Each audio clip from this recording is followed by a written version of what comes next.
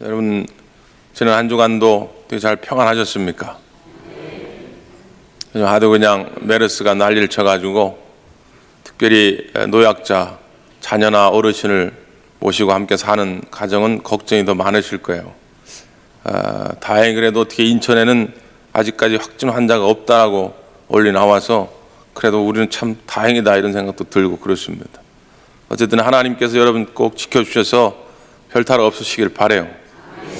이번에 언론 보도를 여러 가지를 보면서 낯선 용어들을 몇 가지를 만나는데 사람을 사람 이름으로 부르지 않고 번호로 부르더만요. 1번 환자, 15번 환자. 참 낯설은 표현이에요.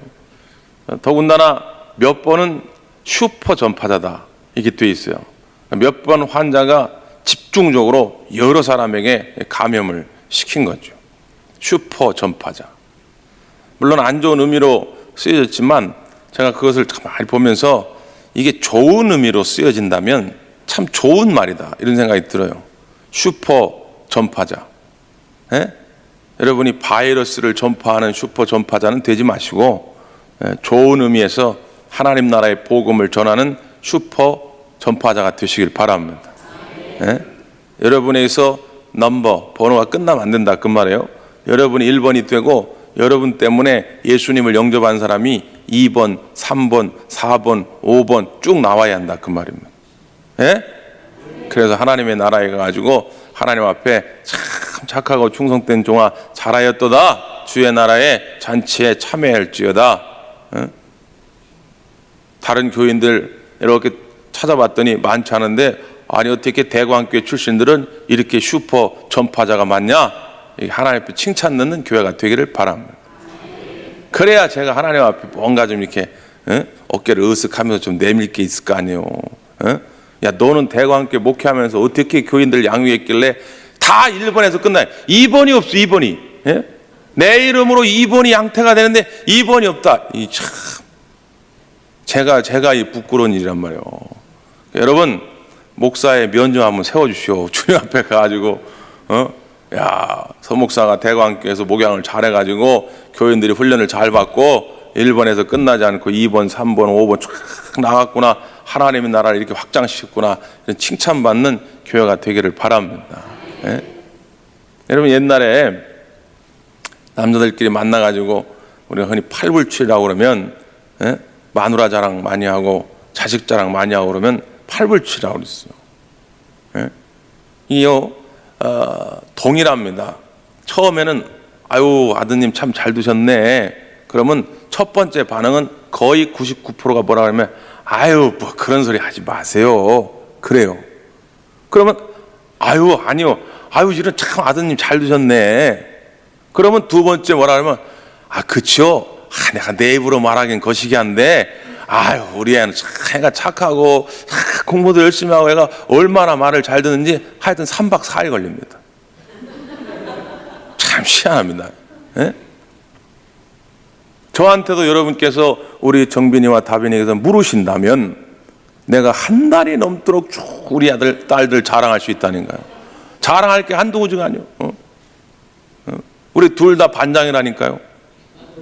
우리 큰애가 벌써 1학년인데 선생님들이 얘는 앞으로 전교회장 후보라고 그런다니까요. 이 자랑하다 보면 이 설교를 할 수가 없다니까요. 참. 특히 부모 마음이 그렇고 남편이 아내를 볼 때 너무 아름답고 이뻐서 사람들 앞에 가서 아내를 자랑하고 또 아내가 밖에 나가지고 남편을 자랑하고. 근데 옛날에는 우리나라가 유교 문화에 있어가지고 이게 좀 이렇게 밖에 나가지고 그런 자랑을 하면 팔불출이라고 그랬는데 저는 요즘 그런 생각이 듭니다. 여러분 안에 여러분의 가족들을 자랑할 수 있는 거리가 많아지시길 바라요. 진심으로. 누군가가 물었는데 아우 참 결혼 잘했네. 아유 대개 남편 보면 참 너무 멋있어. 그러면 남편에 대해서 뭔가 자랑할 게 있어야 할 거 아니에요. 근데 아무리 생각해봐도 자랑할 게 없네. 그럼 멋있긴 뭔 멋있어. 좋으면 네가 데리고 살아. 이렇게 돼버리면 어떻게 되면 이게. 여러분 남편분들은 아내의 자랑거리가 되시고 아내분들은 남편의 자랑거리가 되시기를 바라고 또 여러분의 자녀들이 하나님 주신 지혜와 총명으로 참 훌륭하게 자라서 나중에 여러분의 자녀들이 여러분 가정과 가문의 큰 자랑거리가 되시기를 바랍니다. 자, 그런데 우리가 하나님 앞에 섰을 때 우리가 우리를 자랑할 것이 있어야 되지 않겠습니까? 하나님께서 우리 대광교회를 세우시고 대광교회 우리를 불러 모아주셔서 이렇게 한 가족을 이루게 하고 우리가 힘써 주를 위해 뭘 했습니다. 뭔 하나님 앞에 내가 자랑할 수 있는 것이 있어야 되지 않겠어요? 응? 예수님을 구주로 영접한 그 순간에 우리는 다 하나님의 자녀가 되고 하나님의 자녀가 되는 그 순간 우리는 저 하나님의 나라의 영원한 생명체에 그 이름이 딱 기록이 됩니다. 그 이름이 기록된다고 의미는 뭐냐면 소위 영생의 삶을 사는 것입니다. 살아서 믿는 자는 영원히 사는 거예요. 그럼 묻지요. 아니 우리가 어떻게 영원히 삽니까? 우리가 한 80년 90년 살면 다 죽어서 저 땅으로 가는 거 아닙니까? 물론 맞죠. 여기서 영원히 산다고 하는 건 이 껍데기가 영원히 산다는 게 아니라 우리 안에 영원히 산다는 것입니다. 그러니까 우리의 육신은 한번 죽을 수밖에 없어요. 자, 그때 우리가 심판대 앞에 서는데 그 심판대 첫 번째 그 심판의 주제는 뭐냐면 사망이냐 생명이냐 그것입니다. 예수 그리스도를 믿음으로 천국에 갈 것이냐 아니면 지옥에 갈 것이냐 그거예요. 그때 예수님을 이 땅에서 구주로 영접한 사람들에게는 사망과 생명을 나누는 심판이 해당이 안 된다 그 말이에요. 육신이 흙으로 돌아가는 건 다 똑같지만 우리의 영혼은 사망으로 가지 아니하고 영원한 생명으로 가게 될 줄 믿습니다. 이 얘기가 얼마나 우리의 은혜가 됩니까? 우리가 예수를 20년 30년 믿었어도 때로는 욕도 하잖아요. 승질도 내잖아요. 남편과 아내가 막 쥐잡을 듯이 막 싸우고 그러잖아요. 분명히 목사님 앞에서 하나님 앞에서 하객들 앞에서 내가 검은 머리 팥뿌리 될 때까지 오직 당신만 사랑하겠다. 난 당신만 바라보겠다. 가난하거나 부하거나 건강하거나 병들거나 우리 난 당신만 사랑하겠다 그랬죠. 했습니까? 안 했습니까? 해놓고 하여튼 대판 싸운다니까요. 그건 하나님 앞에서 약속 위반 아닙니까? 하나님은 얼마나 큰 죄입니까? 미워도 하지요. 우리가 교회 다닌다고 집사요 권사요 장로라 해서 안 미워합니까? 어떨 땐 죽이고 싶을 정도로 사람들을 미워하기도 하잖아요. 때로는 사기도 치지요. 별짓을 다 하지 않습니까? 그럼에도 감사하고 또 감사한 것은 우리가 예수를 그리스도로 영접한 그 순간에 하나님 나라의 백성이 되어서 우리가 영생의 삶을 살게 된다는 것입니다. 이게 참 은혜예요. 은혜. 얼마나 큰 은혜인지요. 근데 여기까지만 알면 우리의 신앙생활이 소위 말하는 기복주의 신앙으로 그냥 흘러갑니다. 내가 잘되고 복받는 건 좋은데 내가 주님의 자녀로서 해야 할 어떤 사명, 난 이거하고는 관계없다. 난 그런 거 귀찮다. 이렇게 돼버려요. 자칫 잘못하면 옛날에 이단으로 몰렸던 영지주의자나 이원론자들처럼 내 마음, 내 정신만 깨끗하면 되니까 내 육신은 그냥 대충 막 살아도 뭐 거짓말하든 뭐 음란죄를 저지르든 살인죄를 저지르든 도적질을 하든 난 상관없다. 어차피 구원받은 거니까. 요즘에 구원파들이 그렇게 가르치거든요. 자칫 잘못하면 이게 또 이단에 빠지게 되죠. 그래서 여러분 기억하실 게 하나 있는데 우리가 사망과 생명, 천국과 지옥을 나누는 심판은 받지 아니할지라도 성경은 뭐라고 말하느냐? 상급의 심판을 받는다는 것입니다. 상급의 심판. 예수님을 믿고 따랐다고 해서 다 똑같은 게 아니더라는 거예요. 교회 다닌다고 해서 다 똑같은 게 아니더라는 것입니다. 지금은 다 이런저런 이유와 핑계를 대면서 적당히 시간을 드리고 적당히 재물을 드리고 적당히 자기 삶을 드려요. 그리고서 찾으려고 하는 건 얼마나 많은지 몰라요. 자기는 한 것도 없으면서 아니 저 사람은 왜 나보다 교회 늦게 왔는데 먼저 집사시키고 권사시키고 장로시키자고. 자기 한 거를 생각하고 자기 한 거를 말이죠. 자기는 한 것도 없으면서 교회 먼저 나왔다는 이유 때문에 누리려고 하는 건 많아요. 그게 참 이게 우리끼리는 이게 참 뭐라고 말하기가 뭐하니까 그러라고. 근데 하나님 앞에는 이게 다 기록된다니까요. 하나님 앞에 가서는 우리가 이걸 속일 수가 없다 그 말이에요. 하나님이 우리에게 상 주실 걸 다 정해놓고 계시다. 우리의 말과 우리의 행동, 하나님 앞에 헌신한 것들, 때로는 하나님 마음을 아프게 했던 것들을 하나님이 기억하시고 우리에게 적절한 상급을 주신다는 거예요. 여러분 어떻게 하시겠습니까? 기왕이면 부끄러운 구원이 되지 말고 하나님 앞에 큰 상급을 누릴 수 있기를 바랍니다. 여러분이 하나님 앞에 큰 상을 받으면 저는 저절로 상을 받게 되어 있어요. 네? 목회를 잘한 거니까. 근데 여러분이 상급이 없어. 하나님 나라에 갔는데 억지로 그냥 끌려 어떻게 하나님 나라는 갔는데 가보니까 상급이 없어. 근데 옆에 저기 계산중앙교회, 효성중앙교회 교인들은 막 하나님 주신 상급이 커. 이거 천국에 지구멍 있으려나 뭐 천국에 지구멍 없겠죠? 그럼 나는 어디로 도망가냐 그 말이오. 다른 교인들은 다 상급을 받는데 대광교인 교인은 하나님 주신 상급이 없다 그러면 이 목사는 창피하죠. 어떻게 하나님 앞에 쓰냐 그 말이오. 여러분 하나님 앞에 큰 상급을 누리시기를 바랍니다.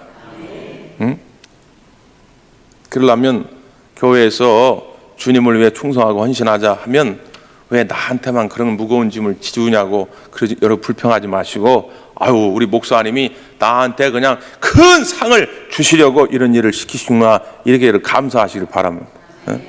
그렇게 딱 생각하시면 맞아요. 특별히 오늘 말씀 가운데 보면 사도 바울이 데살로니가 교회 성도들에게 편지하면서 뭐라고 말씀하냐면 내가 주님 앞에 설 때에 자랑거리가 하나 있다. 그 자랑거리가 뭐라고요? 자, 한번 성경을 읽어보세요. 마지막 19절 20절 말씀 시작.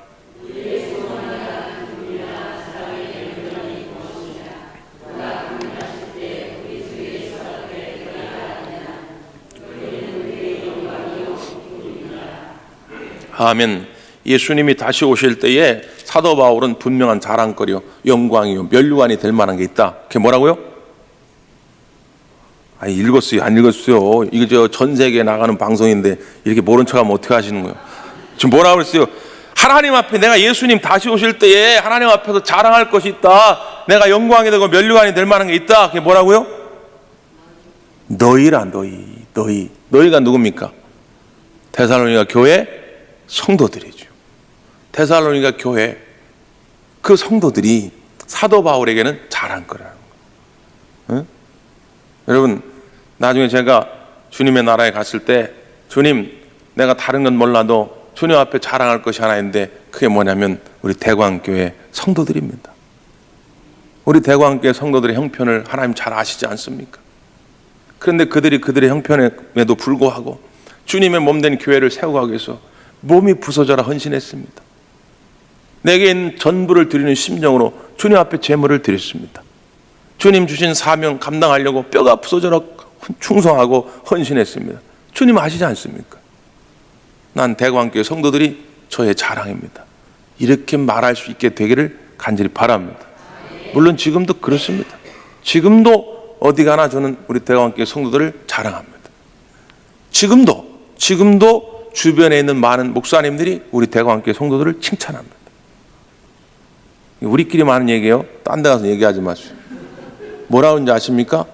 대광교회는 꼭 부임하고 싶은, 목회하고 싶은 교회라고요. 제가 거짓말하는 게 아닙니다.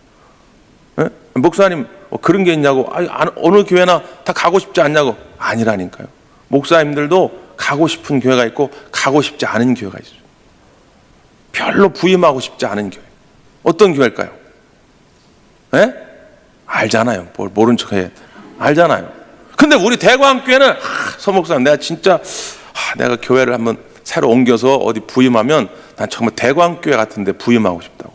이런 얘기를 제가 수도 없이 듣는다고. 에? 별로 아멘이 없어요. 내가 수도 없이 듣는단 말이에요. 이런 얘기를. 그건 뭐냐? 우리 대광교회 성도들이 좋다는 거예요. 에? 여러분 그런 마음 가지고 변치 말고 신앙생활 하셔서 주님 만나는 그날에도 동일한 축복, 동일한 상급을 누릴 수 있기를 간절히 바랍니다.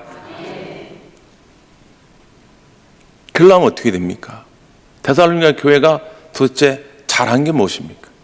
우리가 주님 앞에 인정받는 교회가 되려면 우리도 데살로니가 교회처럼 본받아야 할 것이 있어요. 제가 지금 서두에 여러분 칭찬 많이 해드렸죠? 그러니까 여러분, 이 데살로니가 교회가 가지고 있는 모습들을 다시 보면서 꼭 우리가 본받고 정말로 주님 앞에서 칭찬받는 그런 교회가 되어야 할 줄 믿습니다. 자, 첫 번째 13절 말씀입니다. 시작.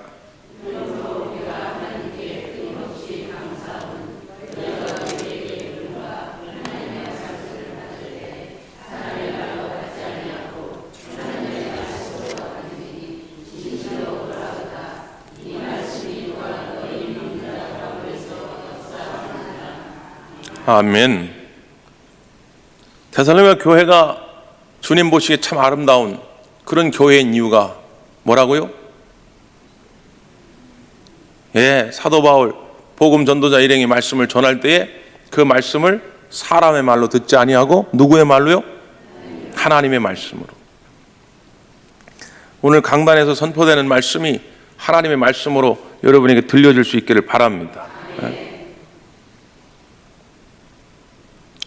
어떤 교회에서 목사님이 여러분, 우리 인생에는 순서가 중요합니다. 바쁘다고 그냥 대충 살지 말고 급한 거 먼저 하다가 중요한 거 놓치지 말고 꼭 인생의 우선순위를 정해서 해야 됩니다. 그랬더니 어떤 여집사님이 갑자기 막 눈빛이 초롱초롱해지면서 막 메모를 하면서 막 설교를 귀담아 듣더라는 거예요. 그분이 평상시에는 설교 시간에 꼭 졸든지 아니면 멍 때리고 딴 데 보고 있든지 뭐 이랬는데 꼭 막 적으면서 막 그래. 그러니까 목사님이 너무 궁금해가지고 예배를 마친 다음에 집사님 오늘 설교에 많이 은혜가 되셨는가 보죠. 아, 목사님 오늘 설교가 너무 은혜스러웠다고. 도대체 뭐가 그렇게 은혜스러웠습니까? 아, 목사님이 순서가 중요하다고 그러지 않았습니까? 아, 이번엔 내가 개를 하나 들었는데 개 순서를 지금 정하는데 어떻게 해야 될지 몰라. 저 순서를 정하겠다. 자, 환장할 노릇입니다 이게. 에? 어떻게 하면 좋겠어요? 설교 시간에 졸든지 멍 때리고 있든지 아니면 개또탄 순서나 정하고 있든지. 옛날에 어떤 분은 우리에게 몇 달 나왔던 분인데 그분은 설교 시간에 말이지 큐티집 이렇게 펴놓고선 큐티집만 쳐다보고 앉았더라고요. 그 좋은 습관 아닙니다. 꼭 공부 못한 애들이 영어 시간에 수학책 펴놓고 수학 공부하고 수학 시간에는 영어책 보고 영어 공부하고. 여러분, 하나님 말씀이 우리에게 임하는 건 여러 가지 방법이 있습니다. 읽기, 암송하기, 쓰기, 큐티하기 다 있죠. 그러나 그 시간이 있는 거죠. 그 시간. 큐티는 조용히 하나님 앞에서 1대1 관계 속에서 이렇게 하나님 세미한 음성을 들어보려고 하는 거지. 아니, 강단에서 선포되는 말씀인데 거기 앉아가지고 큐티집을 쳐다보고 이거 좋은 습관 아니에요. 굉장히 잘하는 것처럼 생각하는 이게 잘못된 습관입니다. 아니, 어떤 분은 설교 시간에 이렇게 설교자를 바라보면서 그 은혜의 말씀이 있으면 좀 이렇게 고개도 좀 이렇게 끄덕끄덕거리고 말이죠. 아멘도 좀 하고 이렇게 해야 할 텐데, 아니 성경책만 쳐다봐. 성경책에서 아니 도대체 뭐 하냐고 설교 시간에. 그랬더니 목사님 3주 있으면 저 성경 퀴즈대 로마서 하는데 지금 로마서 쳐다보겠다고. 이게 뭐 하는 주시냐고. 이게 뭐 하는 시냐고 말이죠. 응? 그래가지고는 하나님 말씀으로 듣는 게 아니에요. 여러분, 정말로 지금 하나님이 여기 계시단 말이에요. 하나님이 지금 어떤 말을 여러분에게 주실지 모르는데 여러분이 그렇게 들을 수가 있겠어요?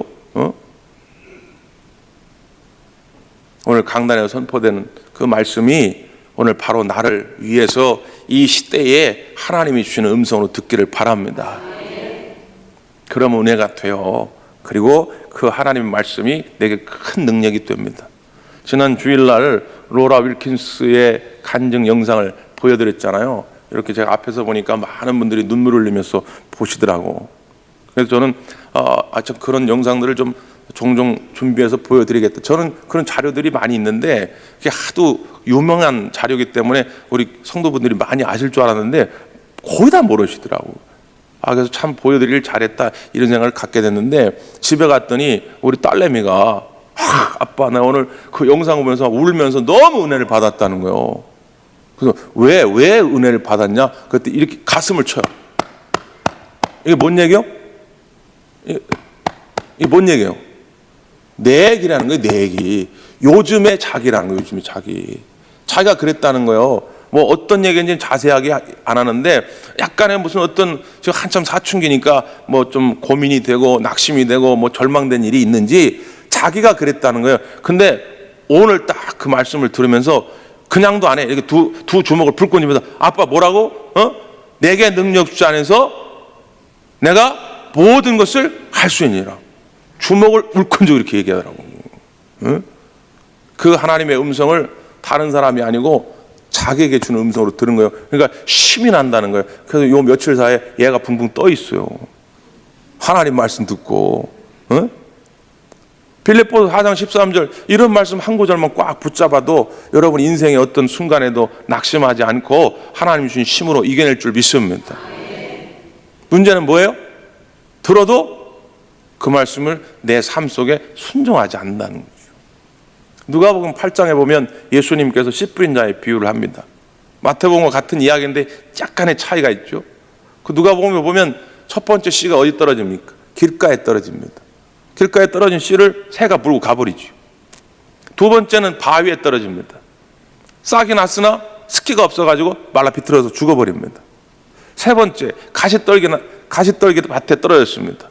처음에 싹이 나는 것 같은데 그 가시 기운이 딱 막아가지고 자라나질 못하게 해요. 그 죽어버렸습니다. 그리고 마지막 좋은 땅 옥토에 떨어진 그 씨만이 100배의 결실을 맺었어요. 제자들이 궁금해서 물었습니다. 예수님 이게 도대체 무슨 의미입니까? 예수님이 친히 해설을 붙여주셨어요. 뭐라고 그럽니까? 길가에 떨어진 것은 말씀은 들으나 마귀가 와서 구원받지 못하도록 그 마음에서 씨를 뺏어가는 것이다. 여러분 잘 생각하셔야 돼요. 하나님의 말씀을 똑같이 들어도 마귀는 지금도 그 말씀의 씨를 뺏어가려고 하고 있다. 두 번째, 바위에 떨어졌다. 싹은 났는데 이 물기가 없어가지고 습기가 없어가지고 말라 비틀어졌다. 이건 뭐냐? 말씀을 듣긴 들었는데 어떤 시련이 와, 어떤 고난이 와, 그러면 그냥 변하는 것이다. 배반하는 것이다 말이죠. 우리가 말씀을 듣고 어떻게 해보려고 하는데 뭐 먹고 살기도 바쁜데 또 누가 뭐 예수 믿는다고 자꾸 또 해방을 한다거나 그냥 이러면 그냥 에라 모르겠다 그냥 포기해버린다. 세 번째, 가시떨기가 기운을 막는다고 하는 건 뭐냐? 이생의 염려, 이 쾌락, 이 재물에 대한 욕심 이런 것들 때문에 결국 말씀이 열매를 못 맺는 것이다. 하나님의 말씀을 들었는데 분명히 설교 시간이 참 은혜로워 아멘 아멘 그런데 막상 집에 가가지고 이걸 실행해 보려니까 손해볼 게 너무 많아. 자존심도 포기해야 되고 돈도 포기해야 되고 내 놀고 싶은 것도 포기해야 되고 너무 손해보는 게 많아. 이런 잔머리가 자꾸 굴리다 보니까 이게 또 안 되는 거죠. 그 세 가지 공통점이 있어요. 길가에 떨어진 것도 바위에 떨어진 것도 가시떨기 밭에 떨어진 것도 다 예수님 뭐라고 말씀하면 말씀은 듣긴 들었으나 그 다음이 없어요. 그러면 좋은 땅에 떨어진 건 뭐냐? 그대로 본문을 소개해 볼게요. 누가복음 8장 15절인데요. 좋은 땅에 있다는 것은 착하고 좋은 마음으로 말씀을 듣고 지키어 인내로 결실하는 자니라. 다시요. 착하고 좋은 마음으로 말씀을 듣고 지키어 인내로 결실하는 자니라. 아멘. 다른 세 종류의 씨하고 마음밭하고 다른 게 뭐예요? 듣는 건 똑같지만 뭐가 달라요? 말씀을 지키었다는 거예요. 순종했다는 것입니다. 또 하나 인내로 결실했다는 거죠. 아, 그렇구나. 말씀을 듣는다고 해서 다 끝난 것이 아니라 어떤 사람이 100배의 열매 맺는 삶을 사느냐? 순종할 줄 아는 사람. 옛날에 유럽에 헨리 3세라고 하는 유명한 왕이 있었는데 왕을 하다 보니까 너무 골치 아파. 그냥 신경 쓸 게 너무 많고. 근데 가만히 보니까 수도원에 사는 수도사들은 참 평안해 보여요. 맨날 기도만 하고 찬송만 하고 하나님 말씀만 묵상하고 너무 편안해 보여가지고 에휴 나도 다 때려치고 그냥 수도사나 돼야 되겠다. 그리고 수도원에 들어갔다죠. 그래서 수도원 원장님을 만나가지고 아유 원장님 나도 이제 왕 다 그만두고 나도 수도사나 되겠다고 나를 좀 받아달라고. 그때 원장이 좋습니다 폐하. 그런데 우리 수도원에 제1 규칙이 있습니다. 그것이 뭐냐면 순종입니다. 폐하께서 왕이었지만 일단 여기 들어오면 무조건 순종하셔야 됩니다. 그렇게 할 수 있겠습니까? 물론이죠. 내가 예수님의 이름으로 맹세합니다. 그렇게 하겠습니다. 좋습니다. 그럼 지금 내가 첫 번째 명령을 할 테니까 순종하시라고. 뭐든지 말씀하시라고. 뭐냐고. 지금 당장 궁궐로 돌아가셔서 하나님이 맡기신 이 백성들을 잘 다스리시라고. 그러니까 그 첫 번째 순종한 말에 돌아갈 수밖에 없었던 거죠. 예수님께서 변화산에 올라셔가지고 영광 가운데 모세와 엘리야와 대화를 나누죠. 그 변화산의 경험을 베드로가 경험을 하고 너무 황홀해가지고 예수님께 뭐라고 그러냐면, 예수님, 우리가 여기다 초막 셋을 짓고 우리가 여기서 영원토록 이 영적 황홀경에 빠져가지고 살았으면 좋겠습니다. 그때 예수님 뭐라고 그래요? 대꾸도 안 하시고 내려가자 말씀합니다. 무슨 소리입니까? 우리가 이렇게 우리끼리 모여가지고 하나님 말씀을 듣고 기도하고 찬송하고 그냥 여기서 그냥 1년 360일 있으면 참 편하죠. 신경 쓸 것도 없고 먹고 살 거 걱정할 것도 없고. 근데 주님 뭐라고 말씀하냐? 말씀의 무게를 딱 장착을 했으면 이 말씀의 무게를 가지고 어디로 가야 되냐? 가정으로 가라는 겁니다. 분명히 집으로 가면 또 골치 아픈 일이 있을 텐데 말씀을 들고 가라는 거예요. 직장으로, 사업장으로 가라는 것입니다. 학교로 가라는 거예요. 야, 골치 아픈데 그런 데 가서 뭐하냐? 그런데 거룩하지 못한 곳이니까 그런 데 가지 마라. 그건 다 이단입니다. 이단들이나 그런 짓거리 하는 것이지, 오늘 성경은 뭐라고 말하면, 힘들어도 물론 우리에게 여러 가지 고난이 있고 환난과 핍박이 있겠지만 그래도 너에게 말씀의 무기를 주었으니 이제 가서 말씀으로 가정을 변화시키고 말씀으로 사업장을 변화시키고 말씀으로 이 사회를 변화시키라고 하는 것이 주님의 명령인 줄 믿습니다. 그 말씀을 들고 순종하는 마음으로 가는 거예요. 그래서 그곳에서 오늘 하나님의 말씀의 씨가 싹이 나고 열매를 맺게 해야 되는 것입니다. 오늘 여러분을 통해서 말씀의 씨가 60배, 100배의 열매를 거둘 수 있기를 바랍니다. 하나님의 말씀을 들을 때마다 사람의 말로 듣지 아니하고 하나님 말씀으로 들었더니 그 다음에 성숙한 신앙인의 모습들이 나타나게 되었는데, 그 성숙한 신앙인들의 첫 번째 특징이 뭐냐면 그 다음의 말씀입니다. 한번 보죠. 14절, 15절 시작.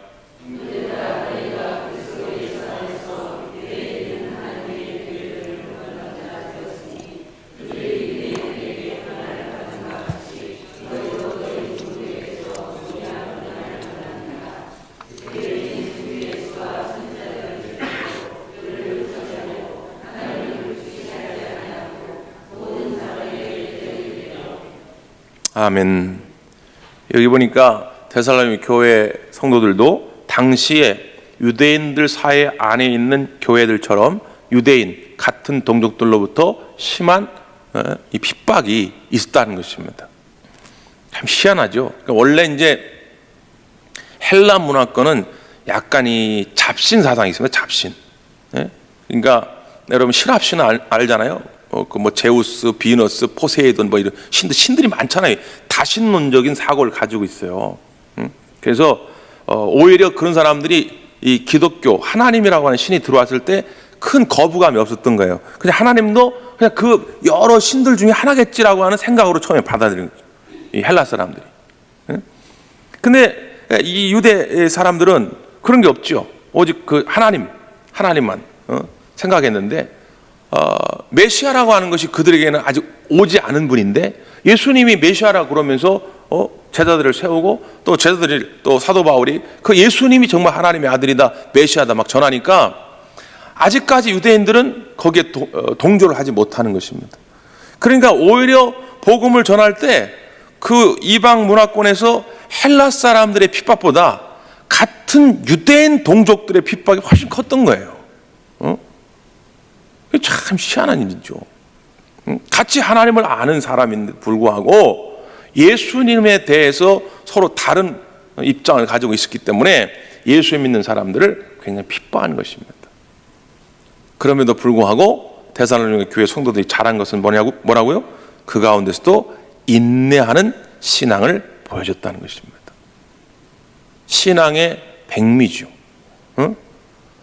제가 늘 말씀드리지만 하나님 앞에 복 있는 삶을 살려면 세 가지를 잘해야 하는데 쓰리기를 잘해야 돼. 쓰리기. 네? 첫째는 뭐라고요? 기대. 믿음으로 기대해야 된다. 둘째 기는 뭐예요? 기도를 제가 이 얘기를 10번도 넘게 했는데도 처음 듣는 것처럼 여러분 저 기대를 많이 해야 되고, 그 다음에 두 번째 기도를 잘해야 되고, 세 번째 기는 뭐라고요? 기다림이 있어야 된다. 기대는 잘했어. 그냥 하나님이 함께만 하시면 우리 가정에 놀라운 축복이 임할 줄 믿습니다. 지금 사업장이 이렇게 어렵지만 하나님 수일 내에 우리 사업장이 100대 기업 안에 들어갈 줄 믿습니다. 꿈은 커. 하여튼 믿음이 커요. 그리고 나와가지고 40일 금식기도 했다 그 말이에요. 그 40일 금식기도 하면서 하나님 오늘이 40일째인데 이 40일째 되는 때에 100대 기업 안에 들 줄 믿습니다 하고 딱 일어나 보니까 100대는커녕 아직 중소기업도 못 벗어났다 그 말이에요. 그러면 에라 하나님 이런 하나님이 다 있냐, 하나님 기도도 응답도 안 해주네, 40일 금식이나 했는데 말이지 100대 기업에 들지도 못한. 여러분 이게 말이 되냐 그 말이에요. 그런데 우리의 신앙생활을 제가 약간 오버해서 말씀드렸지만 우리의 신앙생활을 볼 때 보면 왜 낙심하느냐? 이런 조급증 때문에 낙심할 때가 많다니까요. 신앙은 기다림 속에서 성숙해가고 기다림 속에서 열매 맺는 것입니다. 똑같아요. 여러분 우리가 주님의 뜻을 펼치려고 우리가 대광교회 이렇게 모였는데 주님의 이름으로 여러 가지 일들을 하죠. 근데 이것이 눈에 보이게 바로 어떤 결과물이 나타나고 그런 열매가 나타나면 참 얼마나 좋겠습니까? 근데 사실 저도 지금보다 더 젊었을 때, 우리 어르신들 죄송하지만 지금보다 더 젊었을 때 그때는 저도 그런 생각을 가졌어요. 굉장히 조급하게 목회를 생각했어요. 그래서 어떤 목회 모임 같은 프로그램을 하고 어떤 행사를 하고 하면 이게 바로바로 뭔가 열매가 나타나는 줄 알았어요. 근데 지금 벌써 한 20여 년 가까이 목회를 하다 보니까 목회라는 게 그런 게 아니더라고요. 목회는 뭐냐면 애 키우는 거하고 똑같아요. 애 키우. 우리가 어린아이 처음에 딱 태어났는데 똥오줌도 못 가리네. 그거 그냥 어르고 달려가지고 기저귀 채워서 하잖아요. 그러다 이제 1살, 2살 지나가면 그래서 이제 엄마, 아빠 하고 아장아장 기어 다니고 막 그러지 않습니까? 그래도 그거 보면서 부모들이 기뻐하지. 부모들이 2살짜리에 멱살 잡고 너 이놈아 왜 너는 이것밖에 못하느냐, 딴 애들은 다 ABC를 띄는데 너는 아직도 엄마 아빠밖에 못하냐, 이런 부모 없잖아요. 그 2살에 걸음마만 해도 막 신나가지고 아니 우리 애가 걸음마 한다고 막 엄마 한 번 하면 천재라고. 천재는 다 그 나이 때 되면 엄마 하거든요. 근데 우리 애만 천재 같단 말이에요. 천재라고 기뻐하고 그러지 않습니까? 그게 거기서 또 끝납니까? 10대 때는 10대대로 손이 가고 20대가 되면 또 20대대로 또 손이 가고, 요즘 애들 또 다 결혼을 늦게 하니까 30 넘어서까지 집에 있으니 이게 30 넘은 애들 또 뒷바라지하고 다 손이 가고. 그런데도 그 기쁜 마음을 하는 건 그게 아비의 마음이고 어미의 마음이 때문에. 목회는 그런 거구나. 여러분의 신앙의 열매도 마찬가지입니다. 여러분이 누군가를 전도하고자 했을 때 조급해하지 마십시오. 남편을 전도하고 아내를 전도하고 자녀를 전도하고 그게 하루에 잘 안 되죠. 그렇다고 여러분 포기하지 않길 바랍니다. 여러분이 끝까지 사모하는 마음으로 그의 영혼을 위해서 눈물로 기도하면 하나님 반드시 하나님의 정하신 때에 열매 맺게 하셔서 구원받게 하실 줄 믿습니다. 여러분의 사업 일도 마찬가지입니다. 지금 분명히 하나님께 좋은 아이디어를 주셨고 좋은 사람을 붙여주셨고 했지만 지금은 씨를 뿌리는 단계일 수 있단 말이에요. 지금은 김을 매는 단계일 수 있다고 말이죠. 당장 어떤 열매가 없다고 해서 여러분 낙심하지 않길 바라요. 여러분 기도하면서 하나님 의지하면서 경영하시면 하나님 반드시 여러분의 사업장을 번성케 하실 줄 믿습니다. 자녀들 교육하는 것도 마찬가지입니다. 자녀들 바라보면서 쉽게 내 뜻대로 안다고 너무 낙심하지 마세요. 이상하게 제가 목회하면서 보니까 애들 때문에 시험 들어서 교회 안 나오겠다는 분들이 의외로 많더란 말이에요. 내가 나와서 주님 앞에 기도 많이 하고 정말 주님 뜻 살아보려고 했는데 자식이 잘 복을 못 받는 것 같단 말이에요. 그때 그것 때문에 속상해하는 분들 많아요. 굉장히 많습니다. 여러분 너무 조급해하지 마세요. 하나님이 여러분의 자녀들을 반드시 잘 되게 할 줄 믿습니다. 포기하지 말고 그 자녀들을 위해서 기도하시라고 말이에요. 그렇게 인내함으로 우리의 교회, 우리의 신앙생활을 지켜나갈 때 하나님께 인정함을 받는다. 그렇게 되니까 마지막에 아까 뭐라고 했어요? 데살로니가 교회를 보면서 너희들이 나의 영광이요 자랑이요 나의 면류관이다 이렇게 말하는 것입니다. 주님 만날 때 주님께서 여러분에게 물어보겠죠? 너는 내가 준 재물 가지고 뭐 했냐? 아유, 하나님, 내가 먹고 살기 바빠가지고 그냥 그거 가지고 다 먹는 데 썼죠. 그러지 말고, 너 재물 줬는데 뭐 했냐? 주님, 내가 재물로 주님의 몸된 교회를 섬겼습니다. 주님, 그 재물로 내 이웃과 형제들을 섬겼습니다. 여러분 자랑할 수 있길 바라요. 야, 내가 너 건강 줬는데, 지혜를 줬는데 너 뭐 했냐? 아유, 주님 그거 가지고 놀러 다니나 바빴죠. 이게 아니고 정말 주님을 위해서 내가 사용했습니다라고 주님 앞에 뭔가 결산서를 내놓고 주님 앞에 인정받는 우리 대광 모든 성도들이 되기를 간절히 바랍니다. 기도하겠습니다.